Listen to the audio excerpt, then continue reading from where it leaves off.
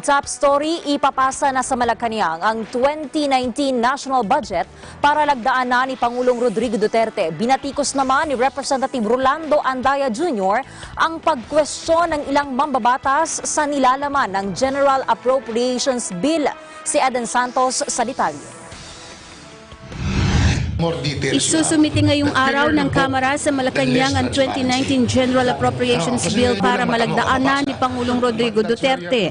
Ito ay matapos ipresenta sa media ni Camarines Sur Representative Rolando Andaya Jr., Chairman ng House Committee on Appropriations, ang 4 na libro na kinapapalooban ng detalye ng 3.757 trillion pesos na budget ng Duterte administration para sa taong ito. Ayon kay Andaya, ginawa nila ang kanilang trabaho at pinaghirapan nila ang 2019 national budget, kaya napapanahon na para ipasa ito. I'm here to show you the 2019 budget.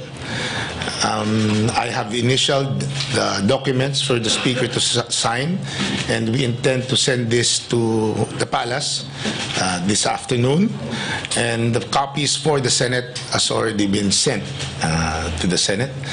Binatikos naman ni Andaya ang pagkwestiyon ng ilang mambabatas sa nilalaman ng General Appropriations Bill o GAB. Anya, kung may mali sa budget ay dapat kinwestiyon na ito noon pang una at hindi ngayong nakaimprenta na at isusumite sa Pangulo. Git pa ng kongresista, hindi dapat makialam ang Senado sa kanila dahil hindi rin naman nila pinakialaman ang kanilang alokasyon. Meron daw nagreklamong congressman. Katulad po ng usapan namin na Senator Ligarda, wala akong karapatan pakialaman ang kagustuhan ng mga senador. Hindi ko nga pwedeng makita, ngayon nga, hindi ko pa nakikita kung sino yung mga senador na pinagbigyan ng mga proyekto. O siguro naman dapat ganun din. Being a co-equal, being a colleague, dapat ganun din siguro ang pananaw.